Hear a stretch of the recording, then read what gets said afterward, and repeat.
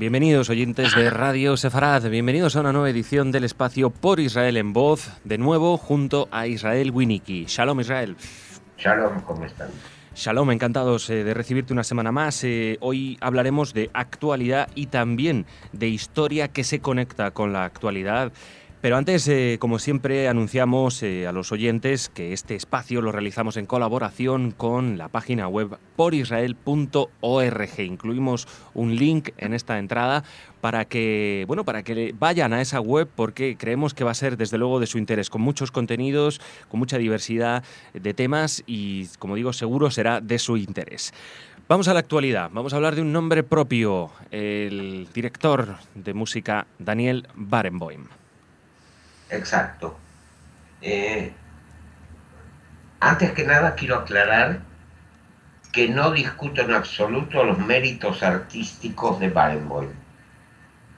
En mi opinión es uno de los más grandes músicos de la actualidad y uno de los más grandes directores de orquesta que hay actualmente.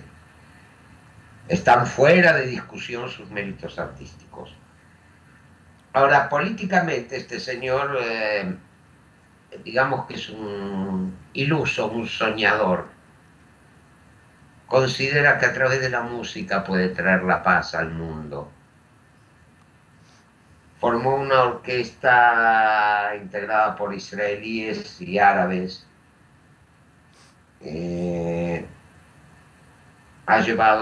A veces ha adoptado posturas que son criticables. Por ejemplo, el haberse empeñado en dirigir Wagner en Israel. Es un tema muy delicado.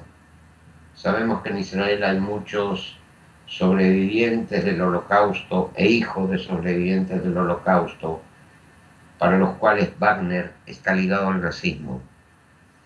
No nos olvidemos que era el compositor preferido de Hitler, que los que entraban a los campos de concentración escuchaban la música de Wagner recibiéndolos. En fin, tiene ese tipo de posturas. La Orquesta Filarmónica de Berlín iba a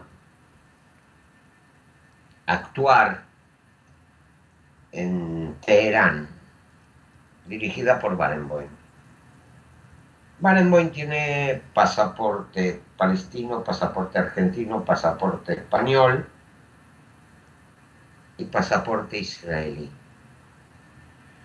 Las autoridades de Teherán dijeron: como este señor tiene pasaporte israelí y sus padres residen en Israel, no le permitimos entrar. La orquesta puede venir con cualquier otro director, pero no con Barenboim.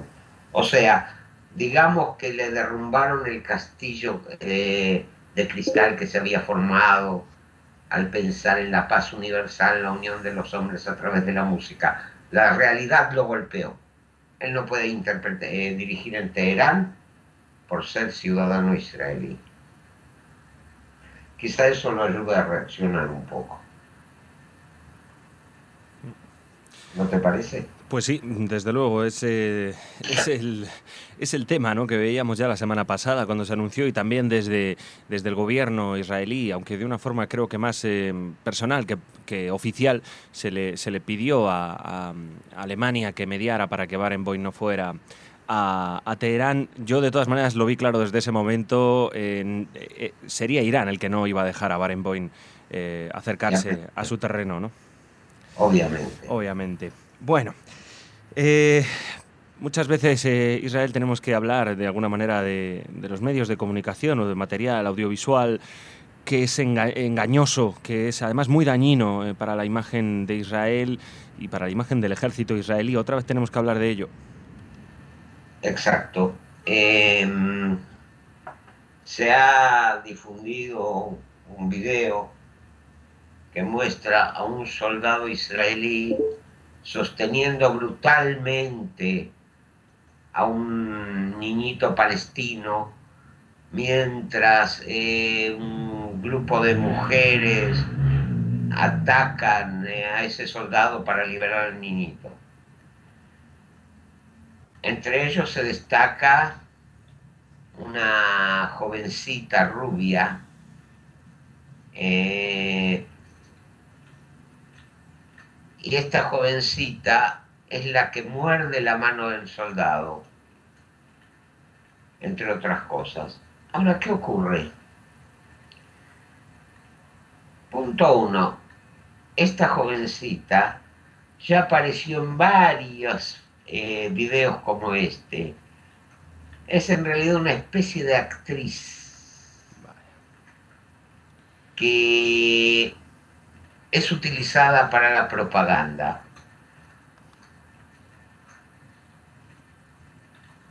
Esta niñita ha aparecido en otras ocasiones insultando soldados, huyendo. Pero no es el tema la niñita en sí. Vamos a explicar paso a paso cómo se arman estos videos. Hay dos formas. O simulando que son soldados israelíes con uniformes falsos, o como en este caso, un soldado israelí real. Primero envían a niñitos a arrojar piedras. Las piedras lastiman y pueden llegar a matar. Llega un momento en que el soldado tiene que detener esa andanada de piedras. Entonces sujeta al agresor, en este caso el niñito. Y de pronto de la nada surge una turba de mujeres enfurecidas que atacan al soldado para liberar al niño. Le pegan al soldado, lo muerden, le dan golpes con palos, lo que sea, una agresión total. Y, oh casualidad, hay alguien que está filmando. Claro, después el video es editado. Se quita la primera parte de las piedras que son arrojadas, se quitan algunas... Se hace una edición, en una palabra, de video. Y después se lo hace recorrer el mundo. Entonces, gente bien intencionada dice, qué brutales estos soldados israelíes, miren a ese pobre niñito, ¿no ven que la familia está tratando de protegerlo? Hay algo que se llama producciones Hollywood. Lo que la gente no sabe es que a la familia que envía, a las familias que envían a esos niños, por el papel que desempeñan, se les paga $300. Si el niño es herido, se les paga $1.000. Si desgraciadamente muere, $3.000. Eso no se dice, eso no se difunde. Entonces, ¿quién queda mal parado? A ver, te doy 3 opciones. ¿Quién queda mal parado? El entrenador del Barça, el que cría caballos en Arizona o el ejército de Israel. Está claro, siempre el ejército de Israel siempre queda mal parado. Algunos hablan, y sí, también de esa guerra mediática que muchas veces es muy negativa para Israel, porque aquel que tiene ya una imagen preconcebida le sirve, sin querer investigar más, por supuesto, y sin querer saber más sobre el tema, pero esto ya le sirve perfectamente de excusa para reafirmarse en sus ideas, ¿no? Yo sugiero a todos los oyentes que busquen en YouTube el documental Hollywood. Está en castellano inclusive, donde van a ver todas las falsificaciones por parte de la propaganda palestina, que a veces llega a extremos muy burdos. Por ejemplo, en ese documental hay una entrevista al director del hospital de Jenin, donde dice que el hospital, dispararon contra el hospital 16 obuses de tanque o 12, no recuerdo exacto la cifra. Y yo les voy a mostrar el daño que causaron. Eh, no sé si algún oyente habrá visto lo que puede llegar a ser un disparo de un tanque contra un edificio. Lo destroza. Claro. Llegó a los periodistas afuera y ¿qué se ve? En una de las paredes salido un poco el revoque. Ahí están los disparos del tanque. O el tanque disparó explosivos de muy bajo poder, cosa que dudo, o fueron en realidad disparos de fogueo, o no hubo tal bombardeo por parte de los tanques.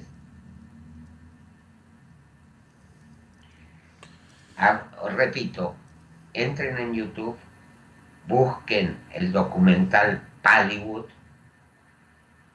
y se van a asombrar cómo manejan la propaganda. Propaganda. Y sí, vamos a echar una mirada al pasado y como siempre nos comentas, te gusta hacer y es interesante, es un ejercicio de reflexión muy interesante. Echando un vistazo al pasado descubrimos cosas que no han cambiado, cosas que siguen vigentes, elementos que hoy todavía están presentes, como decimos. Tal día como hoy, un 1 de septiembre, hace 76 años, dio comienzo a la Segunda Guerra Mundial con la invasión de los nazis de Polonia. Y como digo, Isi, quieres hacer una reflexión entre ese hecho histórico y el presente que vivimos. Exacto. Voy a ir separándolo por tramos y comparándolo con la actualidad, si me permitís. 1933, un partido extremista toma el poder en Alemania. En Alemania fue a través de elecciones, un partido con una ideología extremista. 1979, un movimiento extremista toma el poder, en este caso violentamente, en Irán. En Alemania, desde el 33 en adelante, toda voz opositora es suprimida, ya sea por medio de la cárcel o la muerte. En Irán, desde 1979, toda voz opositora fue suprimida, ya sea cárcel o muerte. Perdón.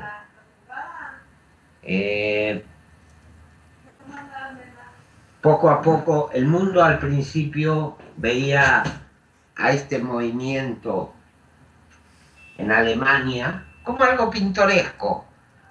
Un hombrecillo vociferante, de bigote chaplinesco, seguido por una turba de individuos muy amantes de los uniformes y las condecoraciones y los desfiles de bandera.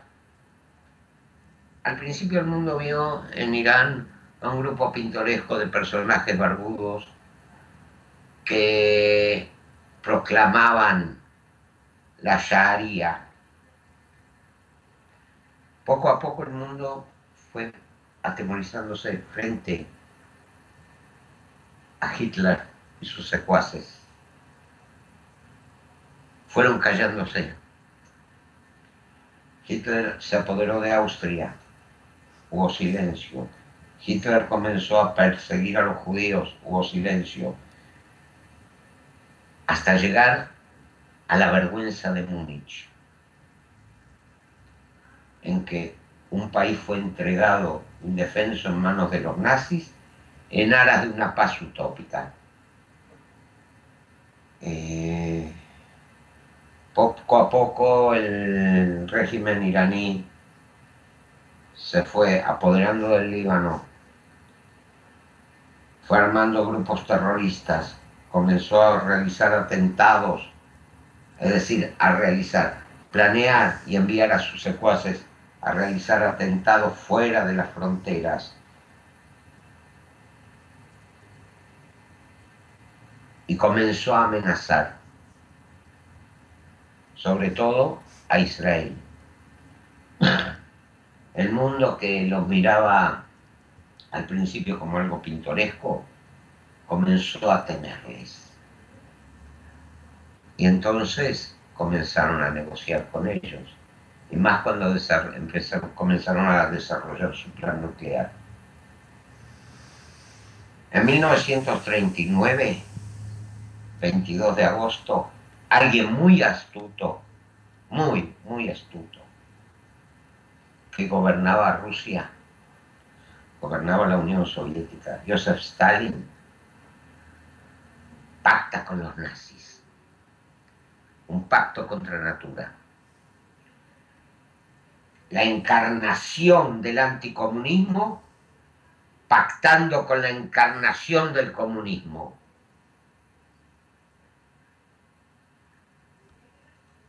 En este momento, también en Rusia, alguien muy astuto pacta con Irán. Todo ese desarrollo desde 1933 hasta 1939 llegó a que el 1 de septiembre de ese año, a las 4:45 de la mañana, las tropas alemanas entraran en Polonia, dando comienzo a la Segunda Guerra Mundial. Una guerra que, como ya dije muchas veces, dejó más de 50 millones de muertos, una Europa arrasada, millones de desplazados. La verdad es terrible, Israel. Es un escenario terrorífico. Como además dice siempre, lo hemos comentado muchas veces, pero cuando se estudia la historia siempre se tiene esa muletilla, ¿no? Ese añadido de, bueno, esto lo estudiamos para que no vuelva a pasar, pero la verdad que es complicado. Uno tiene que empezar a dudar de ese hecho, porque vemos que la historia una y otra vez se repite. Además, vemos como muchos países occidentales ya no solo le han tendido la mano a Irán, sino que han vuelto a abrir sus embajadas. Hace poco Gran Bretaña, a un paso están los demás países occidentales. Ya están planeando negocios con Irán. Claro. Ahora, sabemos lo que pasó en 1939 y desde 1939 a 1945. ¿Qué va a pasar ahora? Ahí está. Eso es lo que tendremos que ir viendo semana a semana. Israel, seguiremos analizando la actualidad y viendo esta locura en la que se han embarcado las grandes potencias occidentales, bueno, y algunas orientales también, como China y Rusia. Así que seguiremos analizándolo, Israel. Solo me queda darte las gracias una vez más por atendernos y por explicarnos la actualidad, y también tan bien enlazada con estos hechos históricos, que parece que el ser humano es el único animal capaz de tropezar una y otra vez en la misma piedra. Así es. Así que nada, gracias, Isi, y hablamos dentro de 7 días. Si Dios quiere.